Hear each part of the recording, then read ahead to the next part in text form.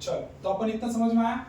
Solid potential में क्या समझा? सबसे पहला बात डिक्रीमेंट, ठीक है। दूसरी बात it is a negative potential, ठीक है, इट इज नेगेटिव पोटेंशियल। और प्रेशर पोटेंशियल में क्या समझा आपको? इंक्रीमेंट, है ना, और it is a positive pressure, it is a positive pressure. अब एक जो लाइनें लिखी गई आपके नोट्स में, देखना वो क्या है, ठीक है। जनरल यूट्यूब पर तो वहां लिंक क्या होता है, कमेंट सेक्शन क्या होता है, लिंक डिस्क्रिप्शन बॉक्स में डाल देंगे, है ना। चलो तो अब देखो क्या होगा, इधर देखो सब लोग, ये जो सेल होता है जनरली, अब जब ये यहां पे अंदर एंट्री लेगा ना, जब ये अंदर एंट्री लेगा तो ये जो क्या करेगा ना, इन वॉल पे प्रेशर क्रिएट करेगा। क्योंकि वाटर जनरली ये अंदर है तो इनको एक्सटेंड करना पड़ेगा। एक्सटेंड करने के लिए वॉल्स पे प्रेशर लगाने पड़ेंगे। तो जो वॉल पे प्रेशर लगाता है ये एक्स्ट्रा वाटर, उसको अपन बोलते हैं टर्गर प्रेशर। क्या बोलते हैं? Turgor pressure. और उसके अपोज में अगर मान लो इस तरफ से मैं फोर्स लगा रहा हूं और मैंने ज्यादा लगा दिया तो वॉल तो फट जाएगी। तो वॉल फटे नहीं, इसके लिए उसके रिस्पॉन्स में वॉल भी एक प्रेशर लगाती है, उसको अपन बोलते हैं वॉल प्रेशर। टर्गर प्रेशर क्या है? The pressure applied by the water on the wall of the cell wall. और वॉल प्रेशर क्या है? Against the turgor pressure. समझ में आया? टर्गर प्रेशर समझ गए? चलो ये तीन बातें आपको समझ आ गई, water potential, solid potential, pressure potential. एक बार जरा नोट्स में फटाफट देख लो, ये मत देखना, सॉल्यूटर देखो और पोटेंशियल प्रेशर देखो बस।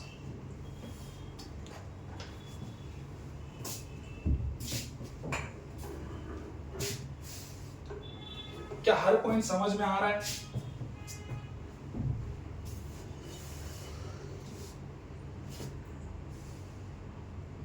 ये रिलेशन तुमको याद हुआ? Water potential is equals to negative of solid potential plus positive of pressure potential.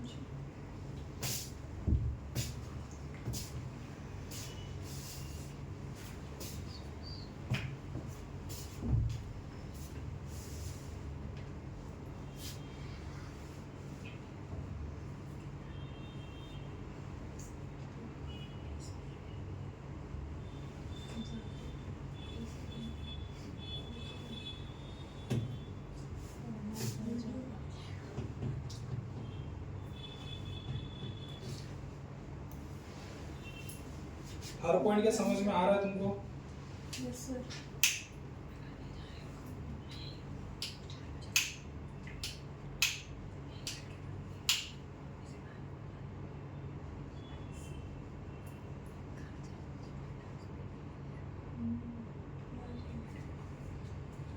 चलो सॉलिड पोटेंशियल की बात समझना जरा सा, ठीक है। सॉलिड पोटेंशियल कैसा पोटेंशियल है? Negative potential. कैसा पोटेंशियल है? Negative potential. तो इसके साइन आगे नेगेटिव लगाना पड़ता है। जैसे अगर तुमने वाटर में सॉल्यूट डाला, ठीक है, यहाँ पे सॉलिड पोटेंशियल कितना है? 4। यहाँ सॉलिड पोटेंशियल 12। ठीक है, बट क्योंकि नेगेटिव पोटेंशियल है तो इसके आगे क्या लगाना पड़ता है? माइनस। तो अब ये जो 12 जो जितना बड़ा था पहले, अब माइनस लगते ही वो उतना छोटा हो गया है। तो तुमको मे भी ऐसे फीलिंग आएगी कि अगर मैं सॉल्यूट ऐड करता हूं तो मेरा सॉल्यूट पोटेंशियल क्या होगा, क्या होना चाहिए? अगर मैं सॉल्यूट ऐड करूं तो सॉल्यूट पोटेंशियल बढ़ना चाहिए, ऐसा फील आता है। बट क्योंकि ये नेगेटिव है इस वजह से वो क्या हो जाता है? डिकम हो जाता है, डिक्रीज हो जाता है। So on adding the solute potential decreases due to this negative sign. समझ में आया?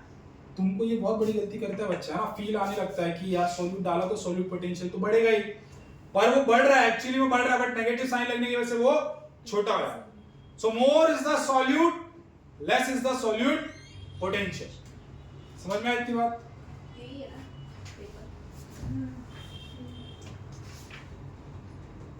चलो इतनी बात समझ में आ गई तुमको? समझ में आ गई? Solute potential, pressure potential, water potential. किसी को कुछ भी डाउट है? थोड़ा भी डाउट है किसी को? नहीं? बढ़े आगे? चलो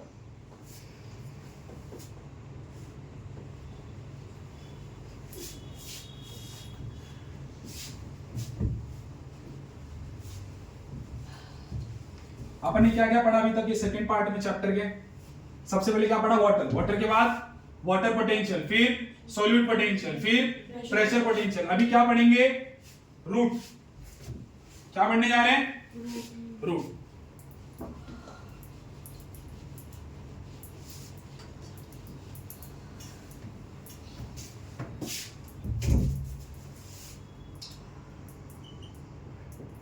पहली बात जो बोली जाती है रूट में, it is a main structure और मेन ऑर्गन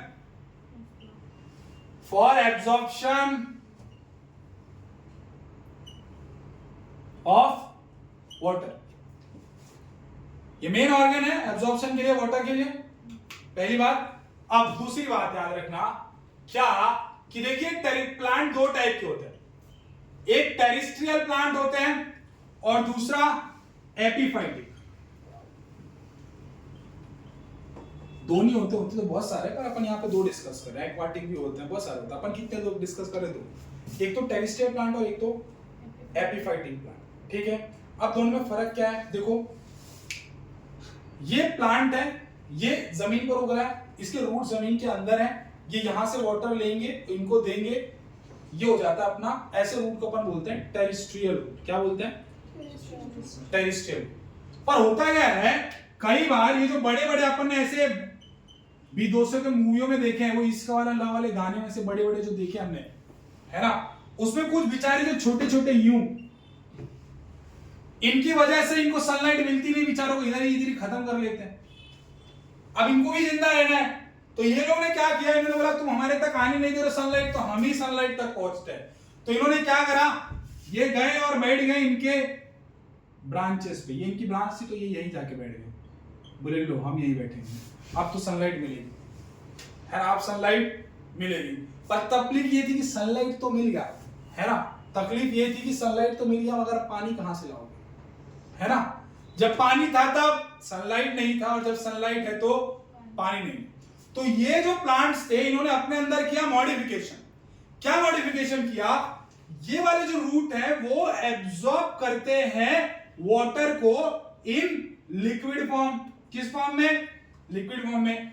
तो इन्होंने क्या बोला, बस इतना सा बदलाव करना, तो हम क्या करेंगे, हमारे जो रूट्स होंगे ना, उनमें हम वेलामेन नाम का एक स्पेशल टिश्यू लगा लेंगे। अब ये वेलामेन जो होता है वो पावर रखता है अपने पास to absorb the water in the form of vapour. अपने आसपास के वेपर में ह्यूमिडिटी समझते हैं, ह्यूमिडिटी इज वाटर, है ना, आसपास के वाटर। तो यहां पे भी आसपास के एनवायरनमेंट में वाटर था, बट इनमें चेंज क्या किया इस एपिफाइटिक प्लांट ने, बस इसने क्या किया, अपने रूट्स में एक स्पेशल टिश्यू जनरेट कर ली इवोल्यूशन में, और टिश्यू जनरेट जो करी उसका नाम क्या दिया, वेलामेन। अब ये वेलामेन जो था, इसके पास capacity to absorb the water in the form of vapour, जबकि नॉर्मल वाले में ये क्वालिटी नहीं थी। तो ऐसे रूट को बोलते हैं अपन एपिफाइटिक रूट। क्या बोलते हैं? एपिफाइटिक। समझ में आई थी बात? Terrestrial plant, epiphytic plant, terrestrial root, epiphytic root. Epiphytic root बनने की जरूरत क्यों पड़ी? क्योंकि उनको सनलाइट नहीं मिल रही थी। स्पेशल टिश्यू का नाम क्या है? वेलामेन। क्या नाम है? वेलामेन नाम। समझ में आई थी बात? अब तीसरी बात देखो, हर किसी इंसान की जिंदगी में कुछ फेजेस होते हैं, है ना, सुख दुख, है ना, बड़ा छोटा। तो जिंदगी में जो फेज होते हैं, सबसे पहले आप पैदा होते हो, है ना, पैदा होने के बाद फिर जिंदा है तो जीना ही पड़ेगा। तो बड़े होते ग्रोथ हार्मोन रिलीज होता है। कहां से रिलीज होता है? पिट्यूटरी से रिलीज होता है। रूट से रिलीज अपनी बात हो रही है, ठीक है। तो कहां से रिलीज होगा? पिट्यूटरी से रिलीज होता है। अपनी ग्रोथ होती है। ग्रोथ होने के बाद क्या होता है कि अपने को काम धंधे पे जाना पड़ता है ना। समझ में आ रही बात? खाली केटीएम और डीएसएलआर से तो घर नहीं चलेगा, है, तो अपने को कमाना पड़ता है, ठीक है। उसके बाद क्या करते हैं, फिर कमा के फिर अपना बुढ़ापा आ जाता है, फिर मस्त से संन्यास ले लेते हैं अपन लोग, संन्यास। हाँ, सब हर धर्म में होता है, ठीक है। तो सिमिलरली जैसे 4 स्टेजेस है, सबसे पहले पैदा होना, पैदा होने के बाद बड़े होना, बड़े होने के बाद काम धाम करना, काम धाम करने के बाद स्वर्ग सीधा जाना, ठीक है। तो वैसे इनमें भी ऐसे रूट जो है उनको वैसे 4 जोन में डिवाइड किया गया। कितने जोन में? 4 जोन में। आज आप काम धंधा करते हो बड़े होने के बाद, ठीक है, तो तब आपको थोड़ी मूछें भी आती हैं क्या? लड़कियों को भी आते हैं, बॉयज में जनरली आते हैं ना, मुझे बाल आने लगते हैं, थोड़े हेयर ग्रोथ होते हैं, है ना, पर्सनल पार्ट्स पे, है ना, यहाँ पे दाढ़ी वाड़ी आने लगती है, ठीक है, ये सारी चीजें चेंजेस होती है। चलो तो आओ देखते हैं अपन। अब मैं तुमको बताऊं, मान लो कोई बीज है, यू नो बीज, इंग्लिश में क्या बोलते हैं बीज को पता है? शीट्स, है ना, क्या बोलते हैं? शीट्स। तो ये शीट्स जो होता है ना, उसमें दो पार्ट होता है, एक होता है प्लिम्यूल और एक होता है रेडिकल। ये भी है तुम्हारे पुराने पाप, ठीक है। तो अब जो शीट होता है उसमें दो चीज होती है, एक होता है प्लिम्यूल और एक होता है रेडिकल। अब ये आर से रेडिकल, तो ये बनाता है रूट, क्या बनाएगा? और ये प्लिम्यूल जाएगा स्टेम में।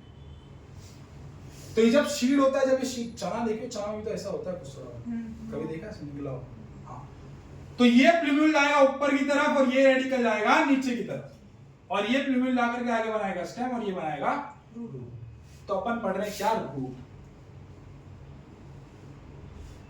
अभी जो रूट होता है, ये रूट है, तो ये रूट होता है, वहां पे ऐसे इसको प्रोटेक्ट करने के लिए अपेक्स पे एक चीज होती है, उसको अपन बोलते हैं रूट कैप। क्या बोलते हैं? मध्यम उसको, ठीक है। अब अपन चार वो फेजेस पढ़ने वाले लाइफ के। कितने फेजेस? 4। पहला फेज क्या होता है पैदा होने का? तो यहां पर उसको बोलते हैं मेरिस्टेमेटिक फेज। क्या बोलते हैं? मेरिस्टेमेटिक। क्या बोलते हैं? मेरिस्टेमेटिक। समझ में? पैदा होता है। मेरिस्टेमेटिक के बाद होता है zone of elongation. Zone of, पढ़ा भी तो होना पड़ेगा पैदा होने के बाद। तो क्या आया? Zone of elongation. Zone of elongation, बड़े हो गए, अब काम धंधा करना पड़ेगा, तब क्या आएगा अपने को मुझे, तो इसको बोलते हैं रूट हेयर जोन। क्या बोलते हैं? और रूट हेयर जोन आप फाइनली जाओगे कहां पे अपन? मैच्योरेशन। कौन सा जोन? एक बार मैच्योरेशन जोन में गए, इसका मतलब मरना तय। बहुत ही जल्दी आप करने वाले, ठीक है। समझ में आया? सबसे पहले कौन सा जोन? अच्छा, नोट्स में है ना जो अपन ये पढ़े थे, ये जो जिनके बीच में गैप नहीं था उनका नाम क्या था? एंडोडर्मिस। क्या नाम था? इसको मैंने नोट्स में क्या लिखा है, उसको सही कर लेना, ठीक है, ठीक है। चलो, तो ये समझ में आया तुमको? जोन ऑफ मेरिस्टेमेटिक या मेरिस्टेमेटिक जोन, मेरिस्टेमेटिक के ऊपर zone of elongation, zone of elongation के ऊपर रूट हेयर्स, रूट हेयर्स के ऊपर मैच्योरेशन, रूट हेयर्स के ऊपर मैच्योरेशन। समझ में आ गई? इतनी बात फ्री रहा करो मेरी क्लास, कोई टेंशन, खाओ पियो आराम से, बातचीत, आता है फोन उठा सकते, कोई टेंशन नहीं, ठीक है, बिल्कुल रिलैक्स। चलो, अब इतनी बात हो गई अपनी, मैच्योरेशन वाली हो गई, रूट हेयर वाली हो गई, इलोंगेशन वाली हो गई। इलोंगेशन के बाद मेरिस्टेमेटिक हो गई, ठीक है। अब मेरिस्टेमेटिक, मैं जानबूझ के जोर से बोलूं, पापा को लगे कि क्लास में है ना, तो लगे कि नहीं आवाज नहीं आ रही, कैसे क्लास में, समझ, उसको दिक्कत हो जाएगी। चल, तो ये अपनी चीज हो गई। रूट में पहले बात क्या पढ़े अपन? Main organ for the absorption of water, है ना। फिर दूसरी बात, टेरेस्ट्रियल प्लांट होते हैं, एपिफाइटिक प्लांट होते हैं। फिर उसके बाद 4 जोन। पहला zone, zone of meristematic, zone of elongation, zone of root hair, zone of maturation. 4 बात समझ में आई? मतलब सबसे पहले क्या हो, एक्चुअली ये कैसे हुआ पता समझ? पहले ये ऐसे था, सिर्फ जोन ऑफ मेरिस्टेमेटिक